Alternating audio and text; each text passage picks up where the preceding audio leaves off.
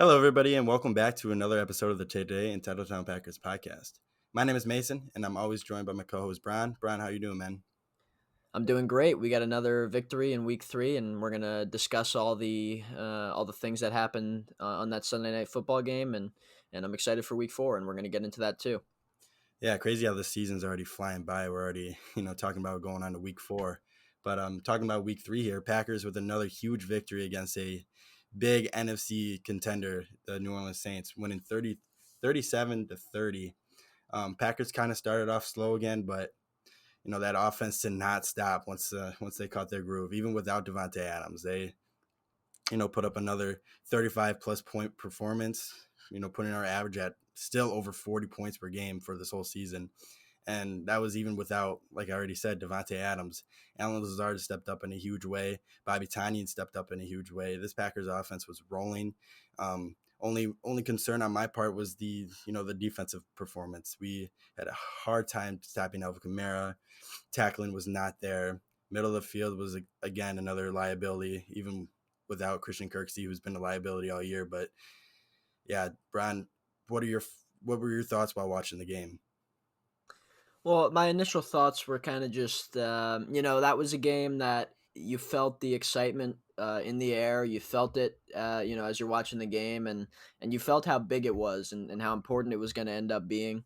And I feel like, as the game went on, it was clear that both of these teams are going to be, going towards the end as two of the top teams in the NFC and competing for playoff spots.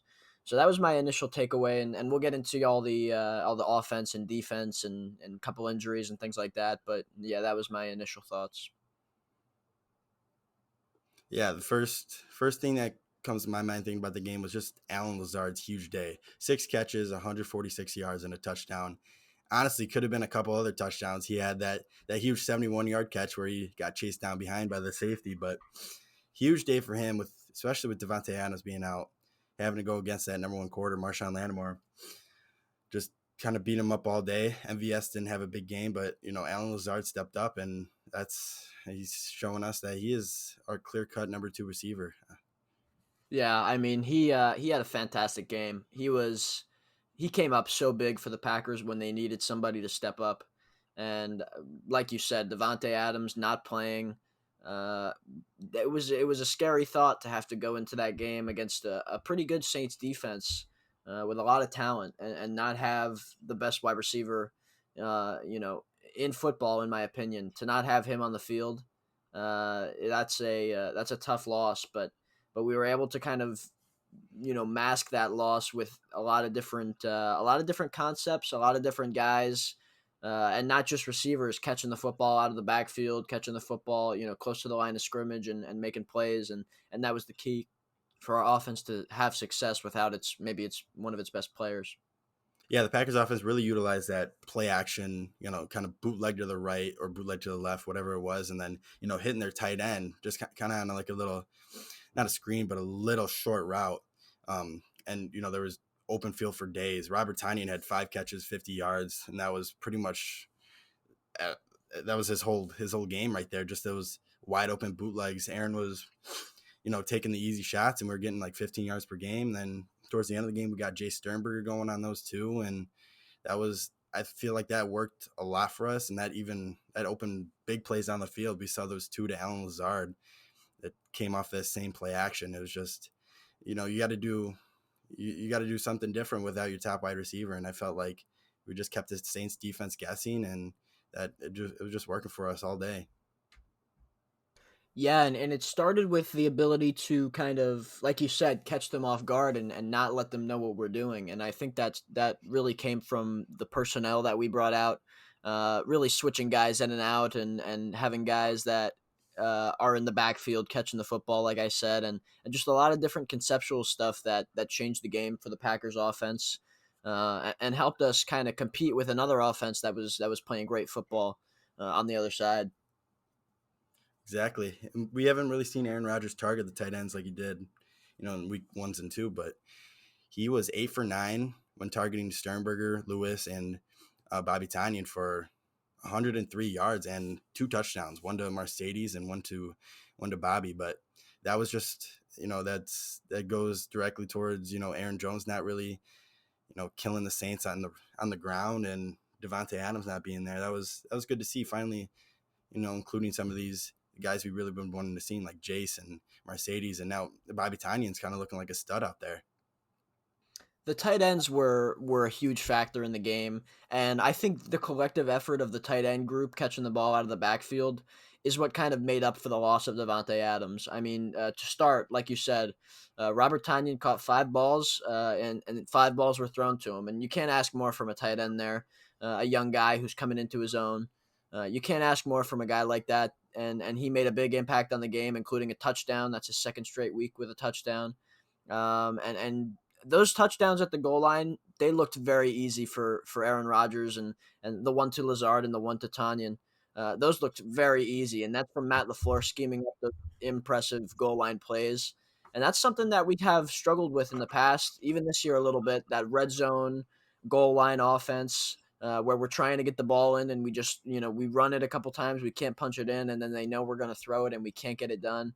And this game, we made it look easy, and that's very encouraging in terms of one of the only things that was kind of hindering us on offense.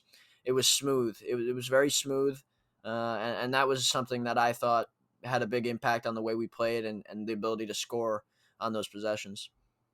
Yeah, man, Matt LaFleur drew up 2 beautiful plays, both touchdowns, the one to Lazard and the one to Bobby Tanyan. Both guys were wide open. Couldn't make it any easier for Aaron Rodgers.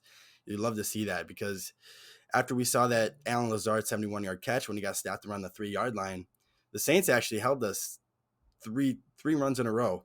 And we were on the 1-yard line, and we almost didn't capitalize off that huge play until Aaron Jones finally on 4th down got right past Cam Jordan with a nice block from Mercedes Lewis to score the touchdown. But yeah, that would have been a huge swing in the game, and I hope that definitely just showed that Matt LaFleur just has to keep being creative down in the 5-yard line and fewer, just because that's scary. If Aaron Jones gets stopped there, that's Saints have all the momentum on their side, and a game could end differently. Yeah, that, like I said, that whole red zone offense was spectacular. We didn't have much of a problem getting it in the end zone.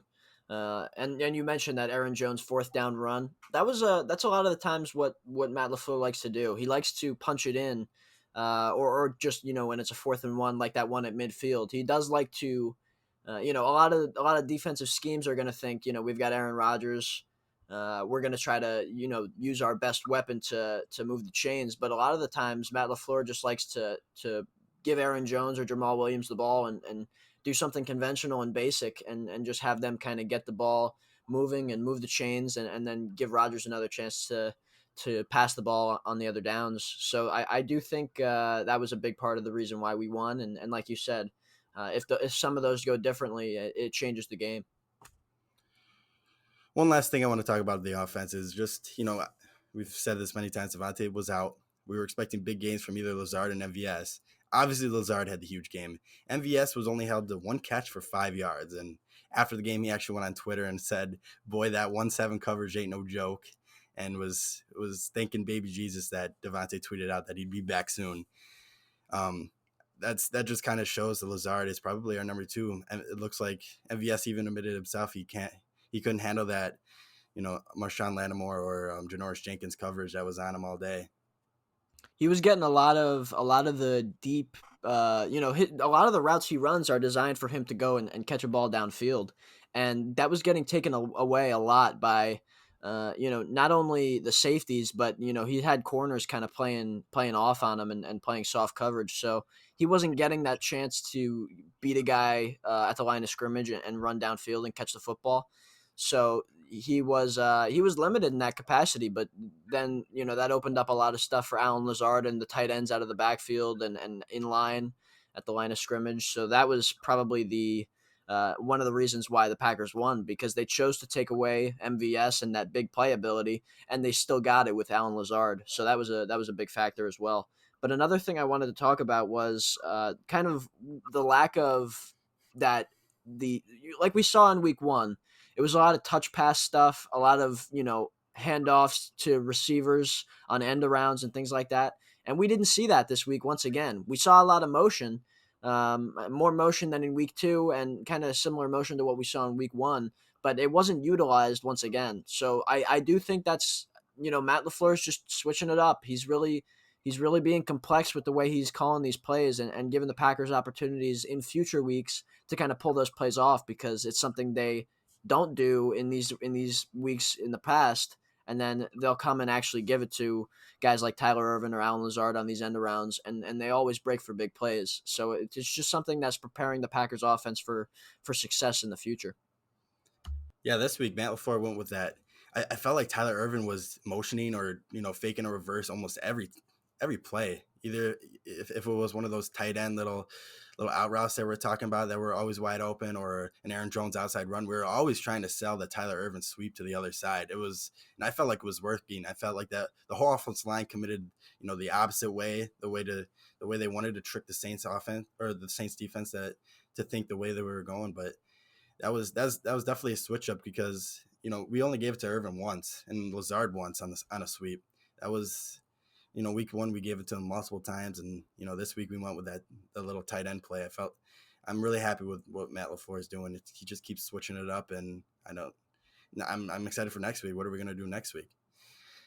Well, like you said, a lot of that is something that we can continue into the future, giving it to them more often, or continuing to fake them and give the Packers offense an advantage as the Saints defense tries to cover something that's not getting the football. And I think that has a big impact in the same way on the play action passes that we had so much success on this week against the Saints. I mean, we were phenomenal, and Aaron Rodgers, like always, sells it perfectly to the point where the defense has to give it respect. They have to give that running back the respect that he's going to get the football. And it just opens up a lot of different routes for receivers in the middle of the field, closer to the line of scrimmage. And then it gives Rodgers a chance to get outside the pocket a little bit and look for something deep as well. So the way we played it this week gave us a great opportunity for big plays, and we saw those with those huge deep balls to Lazard. And we're going to see that in the coming weeks as we continue with that play action. And Aaron Rodgers looked sharp again. He went 21 for 32, 283 yards and 3 touchdowns. And a lot of his yards came from deep balls too. With Alan Lazard's 71-yard catch, he had a 40+ yard catch earlier in the game as well. His deep ball was looking really pretty, and those, he's just executing those play actions super well, getting that tight end wide open, and tight ends were doing a lot of work for him.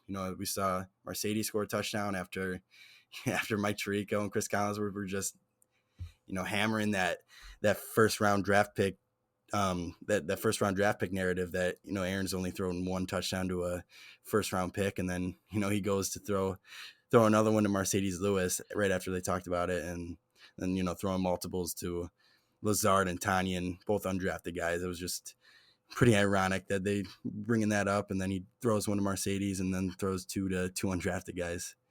Yeah, that was I hate that narrative, because we've gotten a lot of guys that, like in the second round or other rounds, that, and we've had fantastic receivers in Rodgers' career.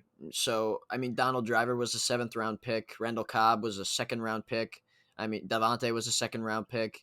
I mean, those guys are fantastic receivers in his career, and we've always given him good weapons to throw to. Of course, it would have been nice to have another guy to throw to. That was going to be Devin Funchess, and he opted out. So it's tough for the front office when, it's hard to acquire good players. It's not something you could just go and do easily.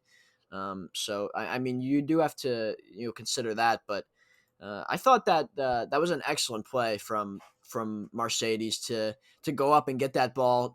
That was what Rodgers loves the most. That's when you gain his trust the most. And obviously he has his trust. But Mercedes, when Rodgers escaped the pocket, it was kind of like he had either chance to run it, or he could throw something and kind of, whoever gets open for him in that scenario is going to get the football. And Mercedes did a great job of he finished that initial route that he was supposed to run for the play. Rodgers escaped the pocket. He's looking for somebody to get open. Mercedes does a great job of getting past that corner that was covering him, and getting in a position where he can jump up, grab that ball, and then jump in the end zone. And I thought it was a fantastic play.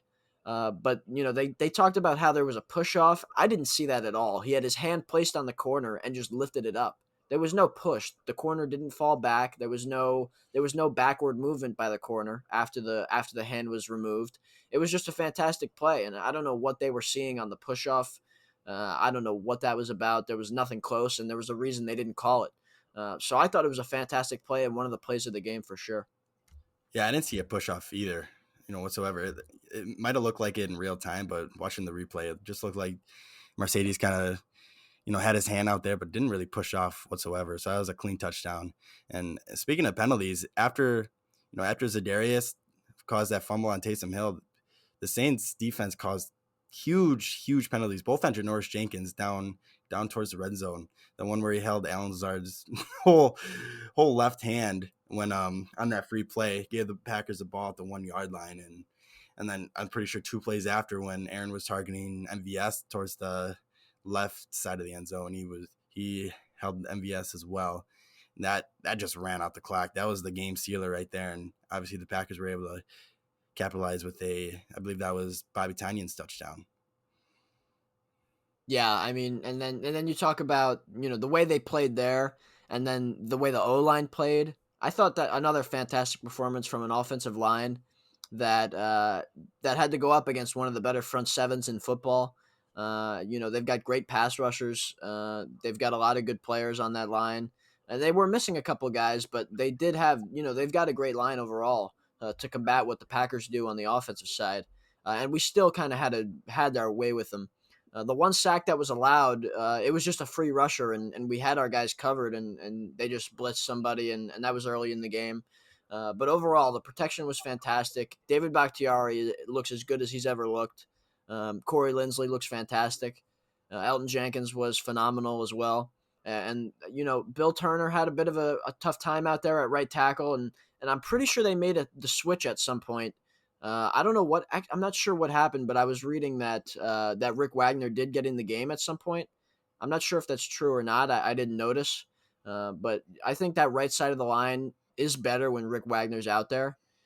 So I'd like to see them make that move going forward. But yeah, I thought overall the O line was phenomenal once again, and the Packers have only allowed 2 sacks in 3 games. I mean, that's ridiculous. So it's important to keep Rodgers healthy, especially as he's getting older. And we need him now more than ever. So, I mean, I just thought it was a great performance, and we need it. Yeah, and PFF even deemed both sacks that we've had against Aaron Rodgers not the O-line's fault. So, according to PFF, the O-line has not allowed a single sack all year within 3 games.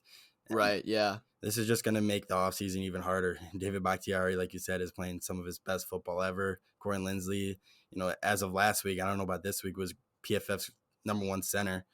This is going to make it really difficult. We got a bunch of guys to re-sign on that offensive line, and Aaron Jones, Kevin King.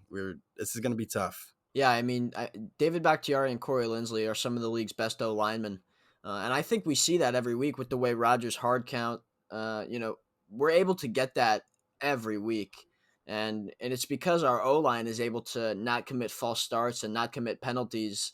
The fact that they're able to stay in there strong while Rodgers gets that hard count and gets guys all week long. I mean, that's impressive enough with all the hard counts Rodgers has and just their ability to have an easy time, getting through those hard counts and then being able to, stop these defenders from getting to the quarterback. That's just impressive. And they do a great job in the run game as well. So both of those guys, they should be in Green Bay for as long as they can play. Speaking of the hard count, it just reminded me, I believe it was in the first quarter, Aaron got one of the Saints defenders to jump, and he was about to, do what he always does, try to chuck it downfield, but the ref blew it dead, and he had the angriest look on his face that I've seen in a long time. He was pissed that the refs blew that dead.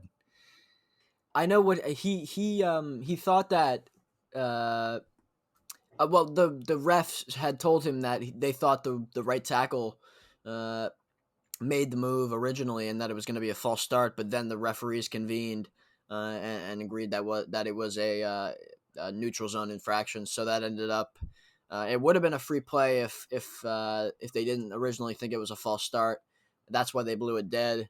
But Uh, like I said, those free plays are so crucial to what we do, and it's just part of Rodgers' excellence, his football IQ, and his ability to catch defenses. I mean, and the one thing we haven't done yet is the 12 men on the field. That's something we haven't done yet. All we've had to do is get guys off sides.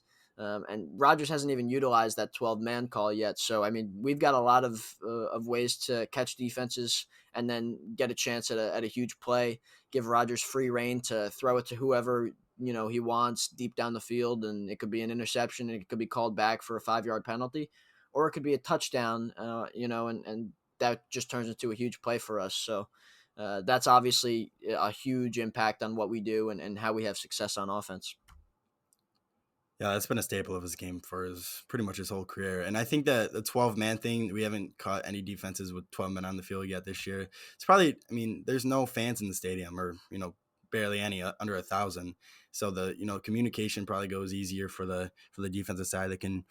There's no more like mix ups, like, the linebacker can hear the defensive coordinator pretty clearly and get everybody in position in time and make sure that everybody's on the field that needs to be. It's probably the reason, but there's still 13 more weeks. We can definitely catch someone lacking. Yeah, I mean, I think that's a great point about the communication, but there's always teams trying to get in and out of personnel.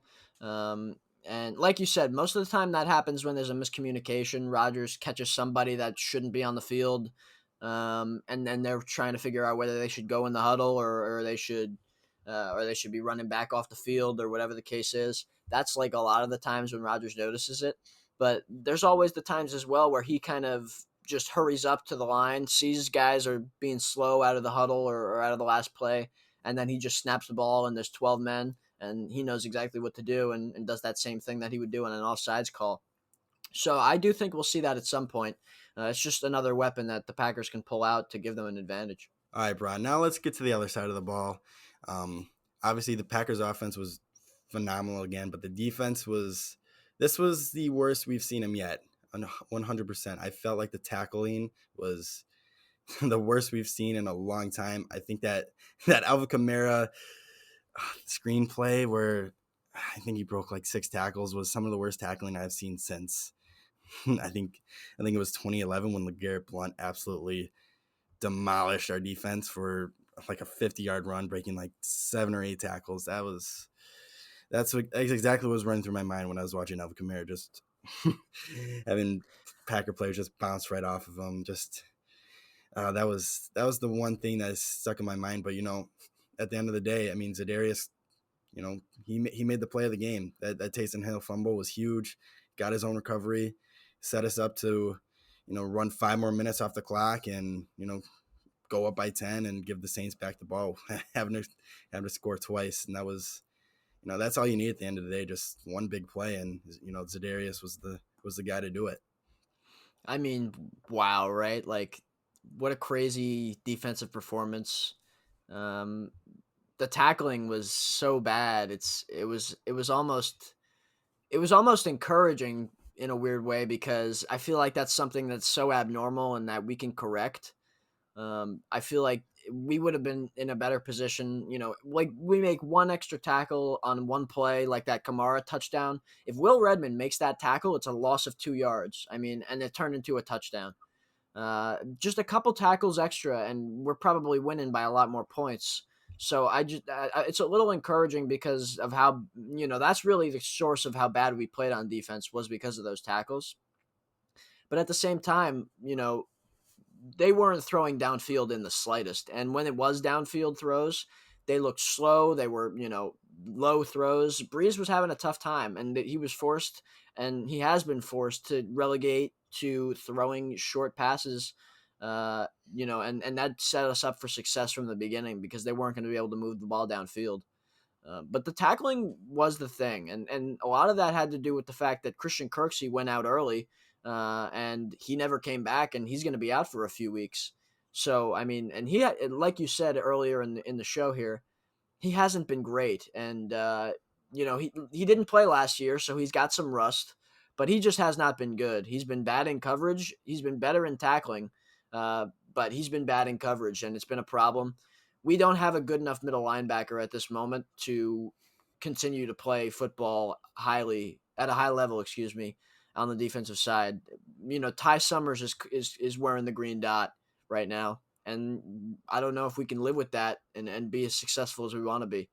And we're going to get into all that too. But, another injury we saw was Rashawn Gary. He ended up going out at one point in the game. We're not sure what his injury is. He only played 19 snaps and then went out.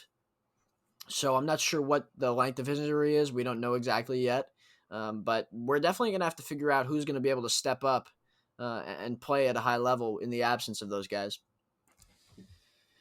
The Kirksey injury leaves us with Ty Summers, Chris Barnes, and Oren Burks at middle linebacker. That's very worrisome. You might have heard on the broadcast that was Ty Summers' first ever defensive snap. The moment he came in for Kirksey, he was only a special teamer. He obviously played in preseason last year, but that was his first ever defensive snap, and he was the guy with the green dot, like you said, calling the plays, leading the defense.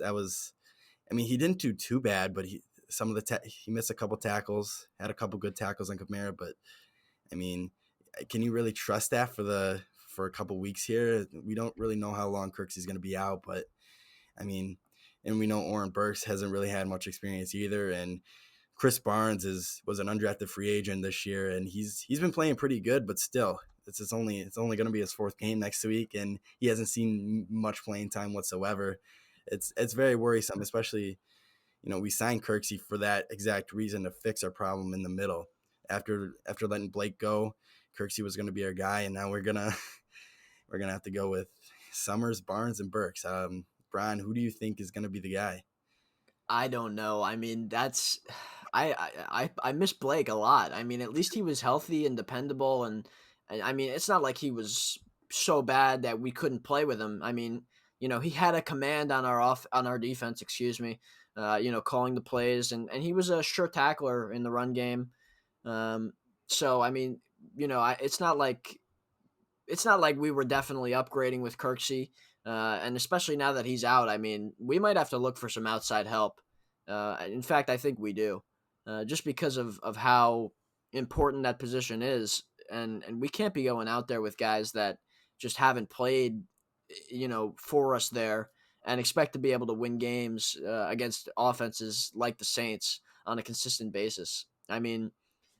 They did play better as the game went on. Later in the fourth quarter, I thought the tackling got better. I think Burks had a nice tackle on Kamara. Barnes made a couple nice tackles in the fourth quarter. Summers had a few. So the game got better for them, and that was encouraging. And that helped that we got that 3 and out on that last Saints drive. When we got that, on that second to last Saints drive, that was encouraging, because we kind of made plays on defense there to put our offense in position to win, which we ended up doing. So I do think we got to bring somebody in, because we've got 3 guys there, and they've all been young guys that haven't played much. So we do have to bring somebody in, but for now it's going to have to be those 3.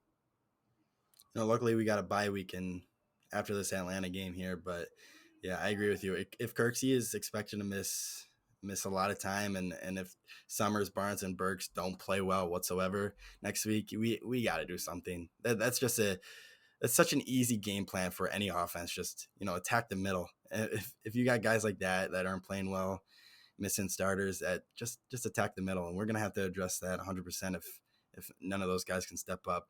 But going back to what you said on that second to last Saints drive, I believe it was a 3rd and 5. Chandon Sullivan absolutely blew up Alvin Kamara on that. They had a design kind of screen pass towards the left. I think Alvin Kamara actually lined up as a slot receiver, and he had 2 blockers in front of him, and Chandon Sullivan just absolutely blew that up. And that allowed us, that we were up 3 at the time, and that allowed us to drive the field again and pretty much put an end to the game, because I'm pretty sure that's when Bobby Tonyan's touchdown happened. Yeah. Yeah, our corners played lights out, but I think our safeties, including Savage, Amos, and especially Will Redmond, were a huge problem with our tackling issue that we had last week. Just weren't wrapping up, or kind of getting caught in weird angles. in the first I was quarter. just gonna say taking bad angles was a lot of the on that first run. That's probably what you were just gonna say. That Amos took an awful angle. I mean, and he was forced to turn around and chase Alvin Kamara in a race that he was never gonna win. That was an issue right away. That the angles that both of those guys took on Kamara all game were rough. I mean, Adrian Amos has to play better. I mean, we signed him to a huge contract. He's 27. He played great with the Bears. He played great for us last year, but he's got to play better football. I mean, we can't have both of those guys, Savage and Amos, struggling, because then our deep passing game on defense is going to open up, and that's a problem. We can't allow these big plays. And Will Redmond, I do not understand how he sees the field for 35 snaps against the Saints on prime time. I Yeah. mean, it's unbelievable. We've got a guy in Raven Green that played 6 snaps, and Will Redmond continues to see the field. I don't understand it. He's just not a good football player. He's not a good defensive player. He's a good special teamer, and that's it. That's the limit we can take for him. I mean, we have him for special teams. I don't know what Mike Pettin sees in him on defense. I don't know if Matt LaFleur is ready for what's going on there. I mean, I don't know what the situation is with Raven Green. I mean, he plays. He's on the field for 6 snaps. He's a much better guy for the spot of that nickel linebacker type, that defensive back body that they're looking for inside the middle with next to whoever's playing at inside linebacker. I mean, that's a problem. Will Redmond is a legitimate problem for us on the defensive side of the ball. Oh, he's a liability, 100%. He was at fault for both of Alvin Kamara's big plays in the first quarter, like you were just talking. That 40-yard run, Will Redmond was there. He just he got lost. I think he just got lost in the traffic, and then boom, Alvin Kamara shot out that hole, and then Adrian Amos kind of took a terrible angle and kind of stumbled, and Alvin Kamara was off to the races. Thank God Jair came from the other side of the field to slow him down at least, and they were able to tackle him, but still after 40 yards, and then like you were saying again, the huge Alvin Kamara play, the most embarrassing play I've seen in a long time, the huge 55-yard catch for a touchdown. You said it. He had him behind the line. It would have been a negative play, but he missed a tackle, and then Ty Summers missed a tackle, and then all of a sudden Eric McCoy is in front of Alvin Kamara, and then Jair tries to hit stick him, bounces right off. Amos and Savage can't make the tackle, and that whole thing happened. And I just feel, Oh my goodness. I hate talking about it, but yeah, that was why can't we put, like, we got so many guys on the roster that could do better than Will Redmond, like you said. You know what they like? They like that he's in position to make plays, but he never makes Doesn't the make them. plays. He He never doesn't makes the make plays. They like that he gets in the position to make those tackles or whatever the case is. He just never makes the plays, and he just and when he's not in position, it's because he's just completely off the ball, and he's just not in the right spot. I don't know what it is. I really somebody asked him that, Matt LaFleur. Somebody asked him about that, and he said they evaluate that every week. Maybe they'll switch it up, but this week was a perfect display of why he should not be on the field on defense. I remember watching last year when they had put him just at safety when either I guess when Savage was injured for the time. I mean, goodness gracious, it was so obvious. Like he allowed run after run, get by him, and that's in the safety in the secondary. I mean, and the deep balls were flying. I mean, he's just a legitimate problem. Not to harp on this too much, but I mean, he's a problem and he's a liability. But somebody who is absolutely not a liability, and you mentioned it, was Jair. I mean, he is just playing fantastic football. He looks like one of the best corners in the NFL. He has such a huge impact on the game. He shuts down whoever's in his way, and he even makes up for some of the plays that other guys like Will Redmond aren't making. He's just playing fantastic. Yes, and I didn't mean to bash on him on that Alvin Kamara run, because Alvin Kamara should have definitely been tackled by either Summers or Redmond behind the line of scrimmage. But that dude's a sure tackler, though. I mean, that dude. I mean, if it's him one-on-one with somebody that just caught the ball, he is tackling him at the spot, no matter what. I mean, and he's shutting down his guy in coverage too.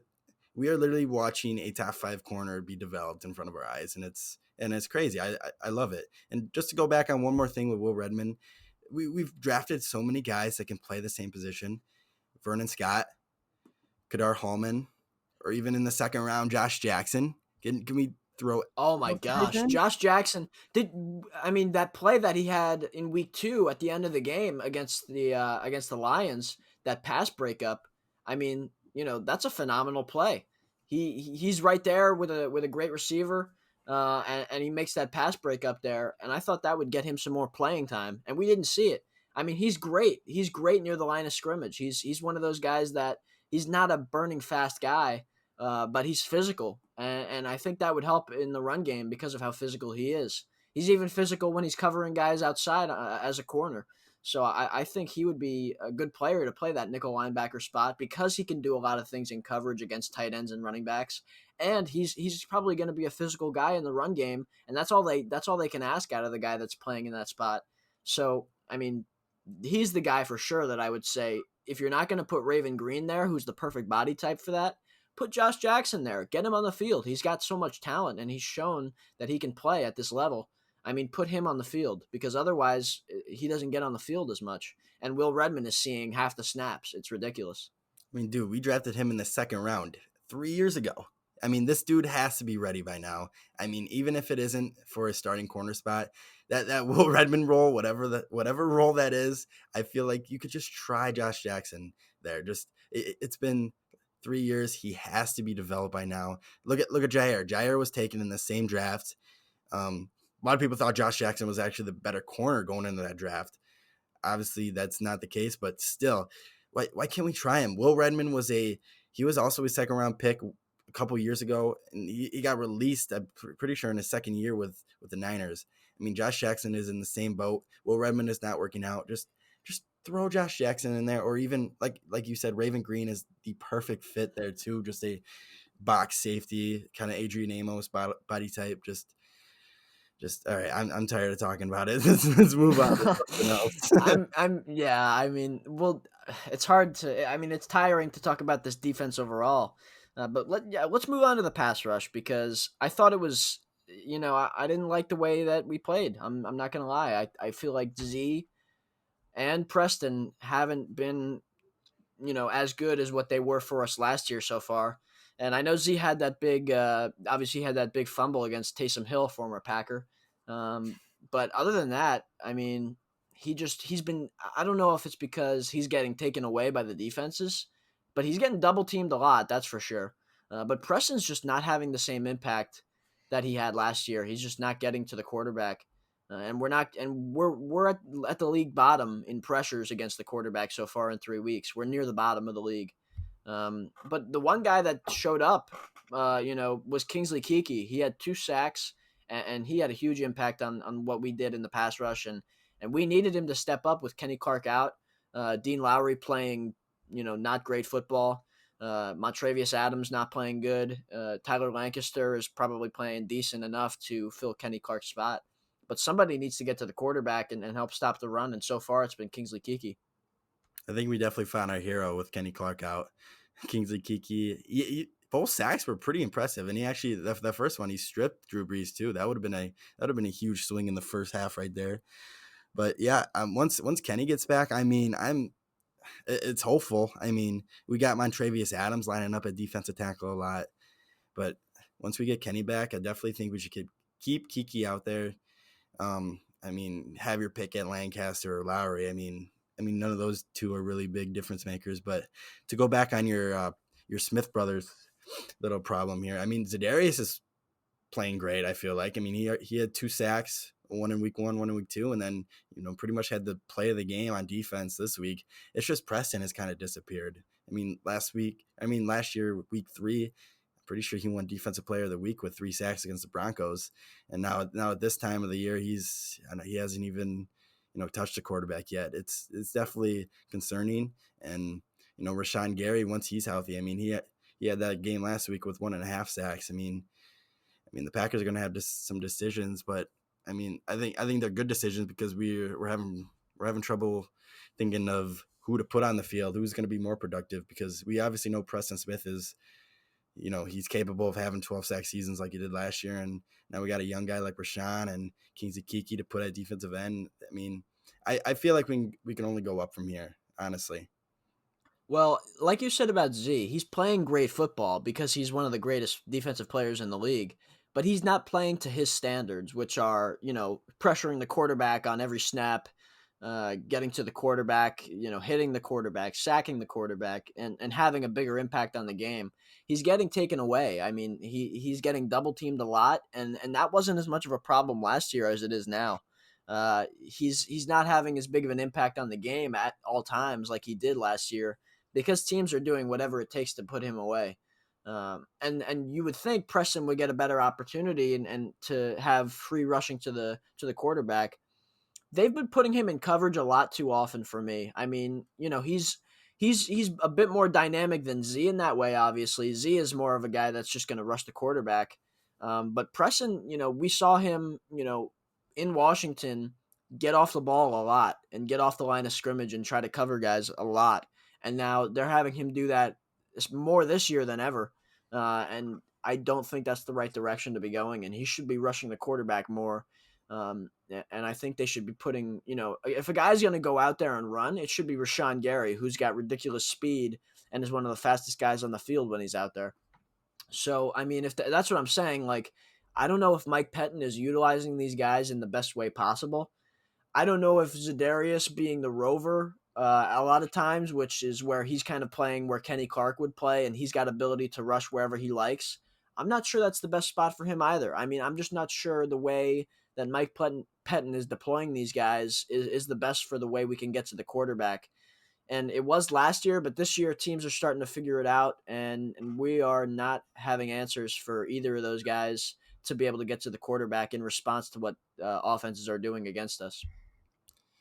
I mean, do you think Mike Pettin's kind of playing a little relaxed towards the pass rush because of our secondary, just because we're struggling, both safeties are struggling, and obviously our the middle of the field obviously isn't as strong as we want it to be. Do you think, we're not sending as many guys on the pass rush as we were last year, maybe because of that reason? I mean, our corners are locking down people. It's just, that middle of the field has always been a problem. And I don't know if Mike's scared to, send 5 or 6 guys on a pass rush and only have 5 guys covering. I really don't know what it is. All right. I'm not saying we're going to fire Mike Pettin. I'm not saying, he should be fired. Obviously we're 3-0. But it's gotten worse. I mean, we've got talent. We've got guys. I mean, like you said, those guys are struggling in the back end. Adrian Amos and Savage and Will Redmond, when he's in there half the game for whatever reason, they're struggling, and it's a problem. And we're not blitzing as much. Statistically, you look at it, we're not blitzing as much. And for whatever reason, it doesn't open up guys to get sacks and hit the quarterback, and we're just not pressuring guys as much. And it starts with Blake not being there because that was a big part of what he does for that defense. He was a guy that they would have him rush the quarterback and he would get sacks, and that was a big reason why he was productive. And he's not there now. They didn't pay him. And Christian Kirksey, he's not as good at that as Blake is. And we got him to be a guy that can, get guys in the running game tackled the same kind of way that Blake can, which Kirksey was doing a decent job at that. He's leading us in tackles up to last game, and I'm not sure how that's going to be now with him being out for a few weeks. But instead of him being able to rush the quarterback like Blake does, he's been the guy that is expected to cover better, in the middle of the field against tight ends and running backs. And that hasn't been the case, and that's been an issue because he can't, he's not a pass rusher like Blake could be, and he's not covering guys in the middle of the field like Blake wasn't able to do as well. And that's where we expected him to kind of help our defense. And that's a problem too. And now he's out, and it's going to be even bigger of a problem. And Mike Pettin just hasn't been blitzing for a lot of those reasons, but it's made us a worse defense overall because our guys aren't getting deployed in the right way. And our secondary is left to kind of fend for themselves and cover guys for a long time because our pass rush isn't getting home. So all those things put together are it's a recipe for a struggle against some of these better football teams like the Saints. I mean, when they're passing the ball short and it's not a lot of time goes by and we don't have enough time to get there, uh, that's when you got to start kind of blitzing guys a little bit, because we need to realize that the time to get to the quarterback is reduced when Drew Brees is throwing screens and throwing guys short passes in the middle of the field on the outside, quick outs, things like that. We've got to get to the quarterback quicker, and that starts with blitzing. And I don't know if we have the personnel to do it anymore, and I don't know if Mike Pettin is deploying them in the right way, regardless. I mean, I I'm agreeing with you for most of that. I mean, especially against the Saints offense that, Drew Brees is not a mobile quarterback whatsoever. Pretty Kingsley Kiki sacks were pretty much all him, just kind of bull rushing, and you know Drew Brees held on to the ball maybe a second too long, and Kiki got to him. But I felt like Mike Penn could have drawn something up there to get Z free, get Rashawn free for a sack, anything, and he didn't. I felt like we were just playing kind of prevent defense against these short intermediate routes that were still eating us up because we couldn't tackle. I mean, I felt like we were just letting these plays kind of just develop in front of us, and stop them for short gains. And obviously some of them are going to break free, and of course they did. I mean, both Kamara's big plays. I mean, they had a couple. I mean, the one to Cook was like for 15 yards. He had a couple to Sanders for 10 plus yards. And I mean, yeah, I mean, what do you think we do if Mike Penn can't really, turn this around? Because we're obviously 3-0, and you can't fire a defensive coordinator when when you're on top of the league like this. Yeah, I mean, I don't know. It's such a puzzling situation. And I know we're going long here on this conversation, but I mean, it's something we got to discuss. Like, is it something where we have to go get another guy, another playmaker on defense, or is it? I mean, Mike Pettin's not changing anything. I mean, he's gonna stick to his ways. That's the problem. I don't know what we have to do. And even if we talk about a playmaker, like, I'm not sure what we need or who we need. I don't think we need another pass rusher necessarily. I mean, I think we need a middle linebacker, but that's not going to help our pass rush as much as we need it to be improved. And our secondary, obviously, we could use a dynamic guy that can cover guys in the middle of the field and play that nickel linebacker spot a little bit better than guys like Redmond and even Raven Green. I mean, that's probably the number one thing we need, but even then, our pass rush needs to play better and get to the quarterback. So I'm not sure exactly what it is. Maybe it's Mike Pettin, but like I said, they're not making that move as we approach maybe one of the best seasons Rodgers has ever had. Our offense is humming. I mean, I don't know what we're going to do to correct these issues. And just to be clear, we're not saying that we want Mike Pettin fired, because that's super outlandish, especially after this start. I mean, we're just pointing out some flaws that we see. Obviously, Mike Pettin's not going to get fired this year unless total disaster happens, and we're just saying, like, hey, he's maybe not using what he has to his full advantage. I mean, we're not giving him a lot of gifts in the middle of the field, but still, we have a top 5 corner Jair. We have a top 5 pass rusher and Zadarius. Preston and Rashawn could both get after the quarterback with ease. I mean, and Kenny Clark. I know he's hurt right now, but Kenny Clark is a monster in the middle there. We gave him a lot of pieces, and what Bron was pretty much saying is just we're not using them correctly, and we want to see him get used correctly, because we can turn this defense into a better unit if we do so. I mean, I think it starts with the fact that we just refuse to stop the run, because we put a guy like Will Redmond in the game. We just can't stop the run. I mean, that's a problem too. I don't know exactly what we have to do. I mean, it seemed like the way we're talking about this, it seems pretty clear Mike Pettin's the problem, but I don't know how clear that really is, because at the same time, we have a ton of personnel. Like, we can't ask for much better personnel to give him. We've got 2 of the league's best corners. Our safeties, we got a young safety in Darnell Savage, but he's a first-round pick. Adrian Amos is on a huge contract. He's one of the league's better safeties. The only situation that could be better is that middle linebacker spot and the guys inside next to Kenny Clark. Other than that, we've got some of the league's best players Um, so I don't know. I mean, is it about just that's our flaw and Mike Pettin can't do anything else about it, or is it because we play the pass at such a, he plays against the pass. He doesn't play against the run.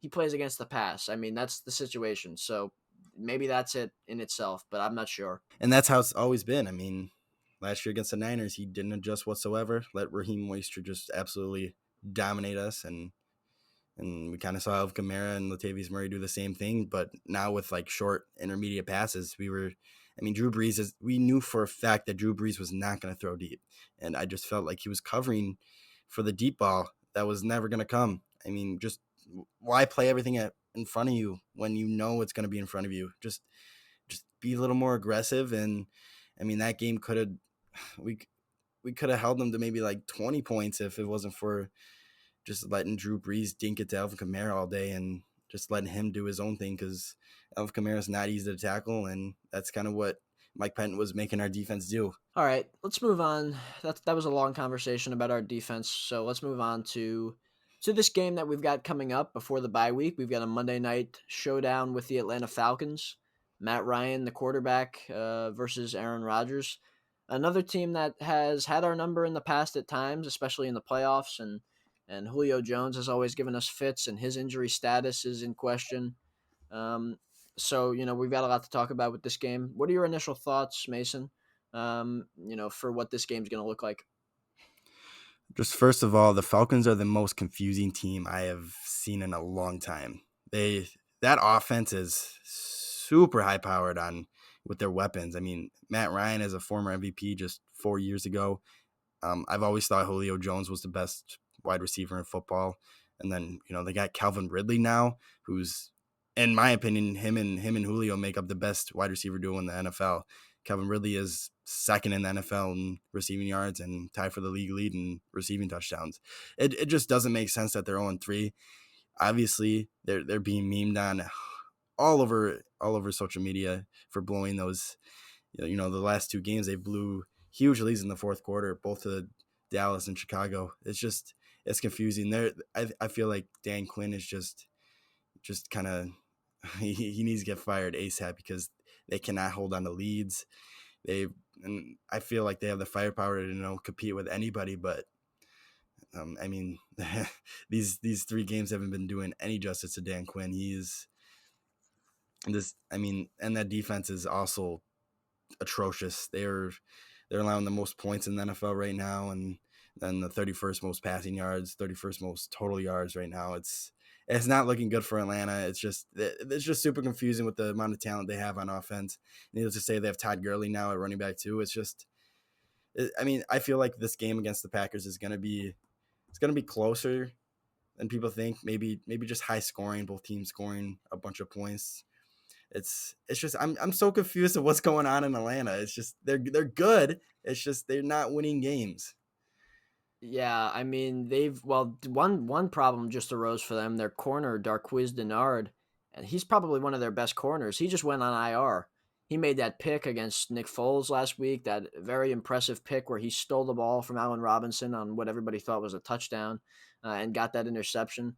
And yet, now they're without him, and their secondary is even worse. So, I mean, if you're talking about a team that the Packers can score on, it's this one. I mean, the Packers are doing it to the Vikings, Lions, and Saints, and now they're playing maybe the worst secondary in all of football. This is a great chance for Rodgers to have a good game. Devontae could be back. That's another boost. And the fact that they are still employing Dan Quinn is questionable, obviously. And now, considering they've, for 3 weeks in a row, lost football games that they've had chances to win, especially the last 2, which were comebacks from single digits. The teams they were playing against were at single digits, and they went on to score like 20 straight points in both games and lose those games at the last second, which seems to be something they do at a high rate nowadays. I mean, yeah, I don't know. It's one of those matchups where their offense is so good that it could be a problem for the Packers, because our defense doesn't look fantastic right now. And at the same time, our offense is looking so good, and we might get Devontae Adams back, and this defense is so bad that they're playing against, that it might be one of those situations where it's a really high scoring game, and it could be trouble for the Packers. Who knows?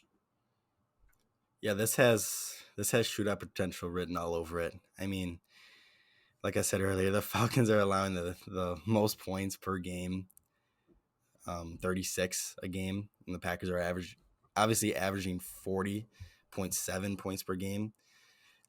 Wow. I mean, like I said, this is going to be a battle. This is not an offensive battle, I should say, because It could be a fun game to watch as like a fan. I mean, that's you're talking about high powered offenses going at defenses that are injured and, not playing their best football. We could see a big statistical game from Rodgers this week, and obviously that would propel him even further into the MVP conversation, which he's fully entrenched in. So, and Matt Ryan, with Julio, if he's healthy, we don't know if he's going to be healthy, but even without Julio, in the same way that, the Packers without Devontae Adams, they still have great offensive success. So, I mean, we'll see what happens with that game. I mean, offensively, both teams are going to be playing good football. So that's going to be interesting.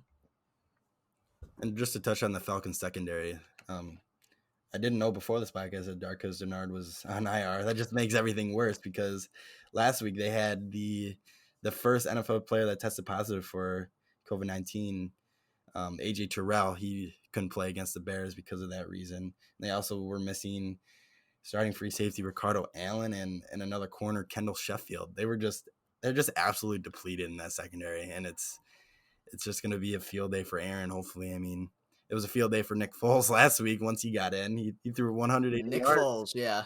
180 yards Yep. in one half and led a 20-point comeback. Like, yeah, I'm excited. I mean, I think any football fan should be excited because this has both teams scoring 30-plus points written all over it. I mean, I know Maybe this is the game for Jordan Love. Maybe this is his time to shine. if he even suits. Maybe No, I'm Tim joking. Boyle. Yeah, I'm joking. Yeah, no. Yeah, this is Tim Boyle's game to shine. Yeah. No, but I mean, like, this is going to be a high scoring game. Who knows? Maybe Tim Boyle does get some snaps if the Packers get up to a high enough lead. But yeah, Jordan Love, I doubt suits up for any game this year. But yeah, that was just a joke. But I do think Rodgers is going to have a great game and a great chance to score a lot of points for this offense. Even if Devontae Adams is out again, the offense played at a high level against the Saints, and I think that's going to continue against a worse defense. Yeah, and I mean, are the Falcons' defensive troubles because they've had huge leads, and opposing offenses have had to throw on them, and plus week 1 they played against Russell, but still, I mean, if you're they're allowing the 32nd most points allowed, which is obviously last in the league, and 31st in total yards allowed. This defense is going to get. Hopefully, Aaron just utilizes this, and like you said, The Packers, the Packers are leading in those other categories that the Saints are last in. I mean, that's a problem. 100%. Aaron has to. I mean, if he wants to catch Russell in this MVP race, he has to utilize this. This is his time to shine. This is the worst defense in the NFL. I mean, he's got to do it. I mean, he's off to maybe his best start of his career statistically. He's got 9 touchdowns, no picks. I mean, looking back at some of his other MVP years, through 3 games, he's at 5 touchdowns, 1 pick. He's at 6 touchdowns, 1 pick. He's got a passer rating of like about 100. Right now, he's sitting at around 123. He's throwing for great yardage. I mean, this is one of his best years so far. He looks as good as ever, and the stats prove that as well. And you talk about a guy like Russell Wilson who's already got 14 touchdowns. I mean, that's tough. I mean, Rodgers, it's going to be based on, whose team can do it and have an impact on the winning aspect of it. And I'm not sure the Seahawks are a better football team than the Packers by any means. So, this is going to be a battle till the end for the MVP race. And those two guys, Rodgers and Wilson, are definitely at the top. Yeah, Brad. I mean, in this matchup, I'm kind of having having a hard time trying to think of anything else to say. It's just it's obvious what's going to happen. The Packers are the highest scoring offense in the league, and the Falcons defense is the worst scoring defense in the league. It's written on the wall that this is going to be a high scoring game unless something absolutely weird happens. I know the NFL is so unpredictable, but I feel like this is for sure going to happen. It's going to be a high scoring game. I expect 30 plus points by both teams. I mean, Bron, do you have any matchups maybe we can look at and kind of go through?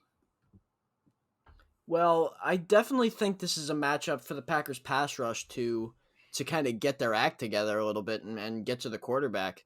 Matt Ryan is far from mobile, and that offensive line is not a good offensive line. It's one of the league's worst. So that's definitely a matchup I'm looking at for the Packers to exploit. Really, it's going to be the deciding factor that puts the Packers over the top. Is if the defense can get to the quarterback, it eliminates what a lot of the things they can do, deep down the field, and it'll give us the advantage in terms of our offense versus their defense, and their defense versus our offense. So it's going to give us, obviously those are the two things. Like it's going to be a high scoring game, you would think, but if the Packers defense can step up and sack the quarterback and attack him all night long, then we might have an easier time out there on defense, and our offense will kind of pick up that slack. Yeah, I definitely think there's a higher chance that the Falcons score less than 30 points than the Packers score less than 30 points. I just think like you said, the pass rushes. I mean, we're yet to see a strong performance by them in the first 3 weeks, and this is the time to do it. I mean, I'm thinking back. The first thing that comes to my head is, we had a fantastic team in 2014. And when we played teams like the Falcons that, had terrible defenses and, kind of unsure about the offense, we just demolished them. I'm thinking about the Eagles game, the Panthers game. Both times the Packers dropped 50 on both teams, and just it was like 30-point blowouts. I want the 2020 Packers to be the same as the 2014 Packers regular season wise, and just you know use this game as use the Falcons as a as like a confidence booster. Just Yeah, I mean that you're right. Like it's we have to show that we are gonna dominate a team with a bad defense like this. I mean, I would love to score 50. That would be, nobody in the NFL has scored 50 so far. I think we're one of the only teams to actually put 40 up on the board, and we're averaging 40 points a game. So right now it's a lot of low scoring games in the NFL around the 20s. If we can continue to put up above 40 points, in the high 30s, 40s, and if we can get to 50, I mean, that's going to be hard to stop, even against teams like the Ravens or other teams with great defenses. Actually, there's not many teams that have sticking out have good defenses this year. It's weird. I don't know. Can you name a couple other teams that have a good defense? I don't know if it's because they played the Jets last week, but the Colts are actually like ranked first in a lot of categories defensively, and I think the Steelers Yeah. are like behind them too. But see, you're right It's though. You're right. I mean, it's so weird. like the Colts. I mean, they got DeForest Buckner over the offseason, but I mean, they shouldn't be leading the Yeah, league in yards allowed. I know. It's hard to even think of NFC teams that have, the Saints were one of those teams that you thought, has a great defense because of the way they've drafted the last few years, and their secondary. They've got Malcolm Jenkins there now, but we scored 37 points on them. And it's hard to think of other teams like the Vikings were another team with a great defense last year that we tore up. Um, it's really hard to name teams besides the 49ers who we might have an issue with on defense, which is interesting because last year it seemed like we had to go against a couple really good defenses at times. Seattle's defense looks porous. Um, Chicago maybe is the other one that you would say we could have a tough time with, but at the same time, we beat them twice last year, and their defense hasn't changed much. So I don't know. I mean, wow, that's we kind of just realized here that this is a whole different league from last year, and the situation is now our offense is going to be better than pretty much every defense that we put out there or that other teams put out there against us. Yeah, I just pulled up the defensive stats yards wise. I mean, you were saying Seattle's defense is porous. They are last in the league in yards allowed by a good margin. I mean, it's them and the Falcons at the very bottom. Actually, funny to say. Wow. Yeah, but other than that, it's Colts defense is only allowed 676 yards. That's crazy. And they're the AFC, so Wow. we really don't have to worry about that. But then The funny thing is Rodgers has thrown for I think 887 yards. And that's a really good number. I mean, impressive. for them. It's impressive. Yeah, because that doesn't even that includes the running and the passing yardage. So that's impressive for sure. Yeah, they had Kirk Cousins in week 2. Kind of, I think he only threw 100 something yards. I'm Yeah. looking for NFC teams, and then the Niners are in third right now, and obviously they're super depleted on the defensive side. They just lost Bosa and Solomon Thomas for the year. Then we got the Bucks at 4 and the Eagles at 5. I mean, I don't think the Eagles are making the And I don't think here. Yeah, I don't think either of those defenses are phenomenal. I Oh, mean, the Eagles secondary is not great. Their run defense is good, but their secondary, they've got Darius Slay and a bunch of other guys that just aren't good enough, I mean, to have to worry about. And then the Buccaneers secondary doesn't, scare me in the slightest. They've got a couple good pass rushers with Shaq Barrett and other guys, but I mean, that's just wow. If you're talking about aspirations for the Packers this year, that's encouraging because you talk about defense wins championships. Well, in this case, no defense really matches up to what the Packers can do. Even the Chiefs' defense is not a great defense, and these are the best teams in the league we're talking about. Our offense is going to have the advantage in all these matchups against even the best defenses in the NFL. like, are we seeing a tide switch in the NFL? Like, are offenses getting too overpowered for these defenses to put up, good numbers? The Niners last year were an exception, but now that you mention it, like this year, I just don't see any scary defenses that personally, like I would be scared for the Packers to go against. Honestly, the Niners would have been, but losing Bosa and Solomon Thomas and obviously other key opponents of that defense too. But Buckner, they traded. They yeah, traded DeForest Buckner. you're right. Yeah, I don't see They've anyone got a scared of. rookie in there, right? Yeah. Wow. That's a good. I'm happy you brought that up because that's that's something we don't have to worry about, I guess. And unless obviously there's still 13 more games left in the season, but at this moment, We'll see. Somebody's going to step up. yeah, We'll see teams step up and play better football. yes, It could be us too. I mean, our defense could play better, and to the point where we look like the best team in football because our defense is showing up in combination with what our offense is doing. Same thing with other teams. Like that could happen. Maybe the Buccaneers defense is plays really good for the whole season, and that maybe they just as a unit play fantastic, and that's something we could see too. So we'll see that, but I mean, I feel good about that individual Packers offense versus other teams' defenses matchup because we seem to have the advantage in all of them. me too, Brian. I mean, I just want to get to know your prediction for this week. Are we gonna see like a 2018 Kansas City Chiefs LA Rams Monday Night Football 54-51 score? Are we gonna see something a little less Whew. than that? What are your thoughts? I'm not going to go that far. I think the Packers defense has a good chance to play well against that O line, that Falcons O line. Uh, and maybe the pass rush bounces back a little bit. I'm gonna give the Packers 45. I'm gonna give the Packers 45, and I'm gonna give Atlanta 27. I Okay. do think they're gonna be able to score, but I think the pass rush is gonna have a bigger impact than it's had in the last 3 games, and it's gonna give us a decisive win. True. I just know how our defense gets when we get big leads. We tend to let the other team kind of creep up on the scoreboard, even though it wasn't that close. The scoreboard at the end of the game will show that it was a closer game. But yeah, I don't think. I mean, a lot of crazy things happen on Monday night, like the Chiefs Rams games a couple of years ago, the Fail Mary in 2012, the Antonio Freeman catch against the Vikings in overtime. I don't think anything crazy is gonna happen, but yeah, I'm gonna stick along your lines. I think the Packers are gonna put up 45, like you said, and then I'll go 35 for the Falcons. Like I said, they're gonna score some garbage time touchdowns. You know how it goes.